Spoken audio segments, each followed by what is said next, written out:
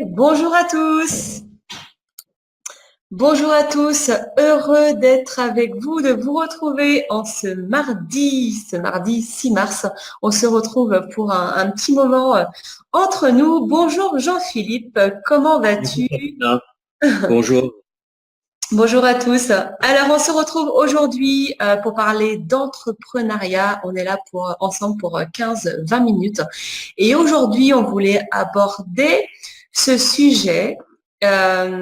C'est quoi une bonne idée business? Est-ce qu'il existe de bonnes idées?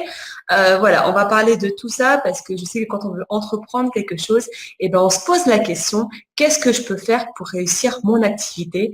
Alors, Jean-Philippe, est-ce qu'il existe une bonne idée pour créer son business? En fait, ce qu'il faut savoir, c'est que on a intitulé euh, ce, euh, ce live Question piège. Qu'est-ce qu'une boîte? L'idée, l'idée centrale, c'est pour entrer dans le vif du sujet sans tarder, c'est de vous dire que c'est une mauvaise question. Voilà, parce que l'histoire l'histoire économique mondiale montre qu'il y a eu des tonnes d'idées absolument banales et qui ont été des success stories, et aussi des idées qu'on aurait pu considérer comme géniales et qui ont été de magnifiques flops. Alors, quand on analyse un peu les choses, c'est pas tant lié à l'idée en elle-même que à la manière dont elles ont été, ces idées, exploitées, exécutée, organisée ou conduite vers ce que tout le monde espère, un certain succès. C'est vraiment ce chemin de ce qu'on en fait qui est déterminant, bien plus que l'idée de base. On pourrait prendre un exemple bateau, enfin un exemple assez simple, euh, c'est euh, c'est les restaurants McDonald's. À la base, qu'est-ce que c'est que McDonald's? C'est une sandwicherie, c'est rien d'autre. C'est absolument rien d'autre. Et il y a quelqu'un qui est arrivé un jour et qui a dit, on va le marketer, on va le conceptualiser on va faire en sorte que ce soit fortement différencié, c'est-à-dire une sandwicherie qui ressemble à une autre. Et puis tiens, si on en faisait quelque chose qui soit fait pour les enfants. Voilà. Et donc, de l'idée même d'une sandwicherie est né ce que nous tous connaissons au travers des fast-foods en tout cas des McDo. Et personne n'est là pour douter que c'est un succès mondial. Tout Ça, à c'est un fait. exemple. Et puis, il y en a plein d'autres, hein. Euh, on pourrait, euh, on pourrait, par exemple, parler du premier micro-ordinateur qui a été inventé. Et contrairement à ce qu'on imagine, c'est pas Wozniak et Steve Jobs qui ont inventé les micro-ordinateurs. Ben, ce sont des Français. Mhm. Voilà, ce sont des Français qui ont inventé les tout premiers micro-ordinateurs. Sauf que Steve Jobs était un génie du marketing et il a marketé tout ça et on connaît la suite. Mm. Voilà, on a là des idées. Je pourrais aussi vous parler du départ de la naissance de l'aviation. Les frères White ont la réputation d'avoir, en fin de compte, inauguré l'ère des vols motorisés. Mais il faut savoir qu'à l'époque, d'une part, il y avait des gens qui n'y croyaient pas, qui disaient mathématiquement, qui essaient de vous démontrer mathématiquement que tout ce qui est plus lourd que l'air ne peut pas décoller. Ça, j'adore. On en rit maintenant, mais à l'époque, on n'en Oui, riait pas. Et c'est puis, vrai. il y avait aussi des gens avec des fonds publics aux États-Unis, avec Mhm. des fonds publics qui travaillaient à élaborer des engins qui pourraient effectivement décoller du sol, parce que ça intéressait notamment l'armée américaine. Ces recherches sur fonds publics n'ont rien donné. Elles n'ont pas abouti. Alors que les frères White ont pu lancer les choses. Ce que je suis en train de vous dire, c'est qu'à la base et fondamentalement, c'est pas l'idée en tant que telle, toutes les idées sont bonnes. En fait, toutes les idées sont bonnes. Mais ce n'est que 20% de la question principale. Le reste, les 80%, c'est qu'est-ce que vous en faites? C'est ça. Et cette Voilà. idée, justement, est-ce qu'il existe une bonne idée pour créer son business? Ça s'apparente à l'idée, voilà, quel est le bon moment, justement, pour démarrer son activité? Et maintenant, on le sait, il n'existe pas de bons moments. Et là, il n'existe pas non plus de bonnes idées de business. Par contre, on va pouvoir aborder 3 conseils pratiques pour l'audience, pour vous qui nous regardez aujourd'hui. 3 conseils pour réussir dans votre activité, quelle que soit l'idée de business que vous avez. Et la première, je dirais, Jean-Philippe, tu vas me dire si tu es d'accord avec moi, c'est tout simplement, il faut se lancer, il faut passer à l'action, quels que soient les doutes, les craintes et les peurs que nous avons. Si on ne démarre pas, forcément, il n'y a rien qui va se passer. Donc, la première chose, c'est d'oser franchir le pas. Ouais, c'est intéressant comme conseil parce que, en fait, on voit comme ça des personnes qui s'intéressent à l'entrepreneuriat ou qui s'intéressent à avoir un revenu en plus ou qui aimeraient lancer un business en ligne et qui, pour l'instant, ne sont que salariés ils cherchent comme ça, un peu de façon lancinante, je veux dire, sans vraiment aboutir, la bonne idée. Et quand ils trouvent quelque chose d'intéressant, parce que fatalement, à force de chercher, on va trouver quelque chose qui pourrait titiller un petit peu notre envie d'y aller. Eh bien là, une autre résistance apparaît, c'est est-ce que c'est vraiment le bon moment pour moi de me lancer? Voilà. Et donc, en effet, ça complique complètement le problème parce qu'on l'a vu à l'instant, c'est pas tant la bonne idée que ce que vous en faites qui va compter. Et ensuite, il n'y a pas forcément un bon moment. Ce que je veux dire par là, c'est que si souvent ça déguise une fuite. Et ensuite, quand vous vous intéressez à un sujet qui est neuf pour vous, c'est assez clair que tant que vous n'êtes pas dedans, vous n'aurez pas beaucoup d'éléments pour apprécier si c'est vraiment aligné avec ce que vous avez envie de faire, qui vous êtes, etc. Je me souviens par exemple d'une de mes lectures concernant un auteur que je cite souvent, qui s'appelle Harv Eker, qui est un coach financier de réputation mondiale. Et dans un de ses livres, il dit que à une époque, il voulait se lancer dans les pizzerias. Mhm. Et donc, ce qu'il a trouvé comme idée, et elle est judicieuse, c'est que moi-même j'ai fait beaucoup dans ma vie professionnelle d'ailleurs, c'est qu'il s'est fait embaucher dans dans une pizzeria pour voir un peu de l'intérieur comment les choses se déroulaient. Il était commis de cuisine en fait, hein, c'était C'est pas ça, autre tout à chose. fait. Et Mm. là, il s'est rendu compte que c'était un univers qui ne correspondait pas. Mm. Donc, s'il avait attendu indéfiniment le bon moment, et puis que par accident presque, il décide, allez, on se lance, j'investis dans une pizzeria, et il se rend compte que finalement, après avoir investi, c'est pas son univers. Vous imaginez? Donc, c'est d'une frustration achevée. Donc, ce qu'il faut, c'est se lancer, trouver un biais pour entrer dans l'univers d'un sujet qui vous intéresse et y aller. Il y a d'autres gens qui font ça merveilleusement bien, mais ils se font financer pour ça. Ce sont les startups. Les Mhm. startups, je le rappelle, là, une bonne définition d'une startup, c'est une entreprise qui se cherche.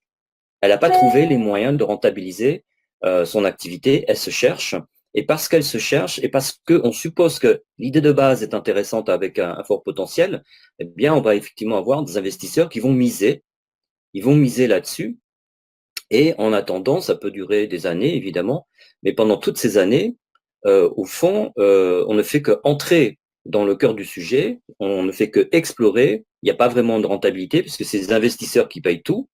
Et le résultat est que sur à peu près 11 startups qui se lancent et qui sont couvées, c'est-à-dire qui rentrent dans des pépinières d'entreprise, vous en avez une seule qui va, Mhm. qui va percer. Et c'est bien ça. Il faut lancer les choses à un moment donné. Parce que si vous ne les lancez pas, si vous vous lancez pas, eh ben, vous saurez jamais. C'est Vous saurez ça, jamais. et vous risquez d'avoir des regrets aussi. Ça, c'est important. Eh oui, eh oui, Pas en eh oui. avoir.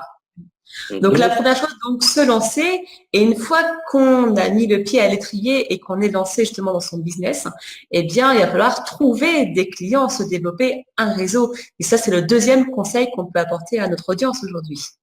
alors oui, c'est vrai, c'est que se lancer, c'est bien, on peut être enthousiaste, on peut, je dirais, être excité jusqu'à ne pas endormir la nuit. Ça arrive, hein. On est sur le projet, Je crois qu'on l'a tous connu en tant qu'entrepreneur. mais il y a, comment dirais-je, un aspect quasi vital qu'il faut jamais perdre de vue. Il faut que vous ayez vraiment en ligne de mire, vraiment devant vous en permanence. Si vous ne l'avez pas ça en ligne de mire, je vous le dis, vous êtes mort. C'est vrai. Et ce qu'il faut avoir en ligne de mire, mais c'est comment je trouve des clients. Et oui. Comment j'arrive à mettre en place une machine qui me permette, Mm. alors une machine, c'est l'image, hein, évidemment, Mm. une méthode, un process, des process qui me permettent de capter des clients. Voilà. Et encore une fois, dans le monde des startups, ça, c'est une interrogation quotidienne, hein. Au quotidien, Mm. il se pose tout le temps, tout le temps, tout le temps. Donc, en fait, quand vous vous lancez dans un projet et que vous remettez à plus tard, ben, finalement, la question de savoir comment on va trouver des clients, ben, c'est pas de bon augure. Mm. Mm. Il faut Tout à fait. vraiment répondre à cette question. Et il faut répondre à cette question le plus tôt possible. Le plus tôt possible. Et ça nous amène au troisième conseil qui dit que les leaders sont des lecteurs et que il faut continuer à se former, se créer un environnement d'entrepreneurs aussi hein, pour rester dans cette belle dynamique. Et donc, c'est comme tu dis, hein, se créer des clients et se demander chaque jour comment faire pour avoir des clients. Eh bien, voilà, c'est en continu, c'est un travail quotidien. Et là, le travail quotidien aussi, c'est pas juste de créer son entreprise, hein, c'est aussi de continuer à se former pour se développer et se créer voilà, un réseau et bien se former justement pour pouvoir progresser dans l'activité.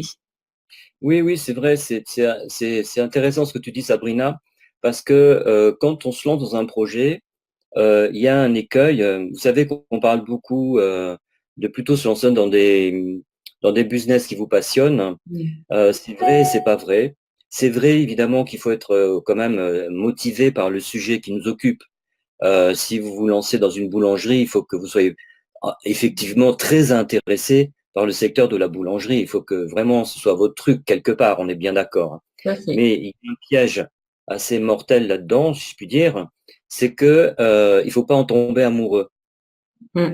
C'est une différence entre être passionné par un projet et en tomber totalement amoureux. Pourquoi? Parce que si vous en tombez amoureux, ça veut dire que quelque part, comme quand on est amoureux dans la vie, on voit que les qualités, on voit pas les défauts. Et quand il faut arrêter un projet qui, ça arrive tout le temps, ne fonctionne pas, on a beaucoup de mal à s'en extraire, ou en tout cas avoir un minimum d'objectivité et de prendre les bonnes décisions. Et ça, c'est capital de garder une certaine objectivité qui Alors va c'est être. intéressant ce que tu dis parce qu'en même temps c'est paradoxal puisque on dit bien que créer son business, eh bien, ça doit être une passion, quelque chose que l'on aime faire, même si les actions au quotidien vont pas forcément être super agréables, mais n'empêche que le business doit être une passion et en même temps il faut pas tomber amoureux, comme tu dis, de son business, de son activité. C'est paradoxal. C'est paradoxal, mais ce n'est pas tant que ça, parce que ce que je veux dire, peut-être que je l'ai mal dit, c'est qu'il faut garder la tête froide. Donc, en d'autres termes, il faut rester objectif. Quand on se lance dans un projet qui nous passionne, ce qui se passe assez souvent, c'est qu'on va être en totale immersion là-dedans. D'ailleurs, Mm. on dit souvent aux créateurs d'entreprise, il vaut mieux que vous préveniez vos proches parce que vous n'aurez pas beaucoup de temps pour eux. Euh, et, euh, et donc, parce qu'on est en totale immersion, on manque de recul suffisant, on manque de cette distance qui nous permet de prendre des décisions objectives, et il va falloir compenser ça. Alors, comment on peut le compenser? Soit on s'associe, c'est une façon de garder de la distance, Tout à parce qu'il y fait. a toujours des associés pour vous dire, ben non, on n'est pas d'accord avec ce que tu veux faire et entreprendre. Mhm. Soit on se fait conseiller, et là, en matière de création d'entreprise, ne vous lancez pas dans la création d'entreprise sans avoir fait, je dirais, un peu le tour de la question sur ça. Soit on fait comme beaucoup de leaders, au sens large du terme, hein, des leaders dans l'entrepreneuriat, mais dans le monde associatif, dans le monde médiatique, etc. On lit beaucoup. Eh oui. Ce sont des Eh lecteurs. oui. La Lire, lecture. Lequel D'ailleurs, est-ce tu parlais tout à l'heure de Harv Eker qui, tu parlais de qu'il a voulu construire enfin, travailler dans une pizzeria et s'est rendu compte que être commis de cuisine, c'était pas ce qui lui plaisait. Et d'ailleurs, il me semble que le titre, c'était Les secrets pour devenir millionnaire, que j'ai lu aussi. Et c'est Mm, vrai que c'est quelqu'un qui écrit de très bons ouvrages et qu'on vous recommande vivement de lire. mm. Ah, c'est un auteur qu'il faut suivre, hein. Voilà, mais il publie pas tant que ça, hein, je crois pas, hein. Non, non, Je crois non. pas qu'il publie beaucoup, mais c'est quelqu'un qu'il faut suivre parce que il a de bons conseils. Et oui, tout à Mm, fait. mm. Donc, Donc, un très bon conseil, voilà, que tu viens d'apporter, Jean-Philippe, c'est de lire, énormément. Pour ma part, ben voilà, moi je lis tous les jours depuis quelques années et c'est vrai que, eh bien, ça change beaucoup de choses dans son activité. Donc vraiment, on vous conseille de lire des livres sur le sujet de l'entrepreneuriat. Eh bien, merci Jean-Philippe pour tous ces conseils. C'était vraiment très enrichissant. On vous embrasse et on se retrouve mardi prochain. Belle journée à vous. Bye. Ciao.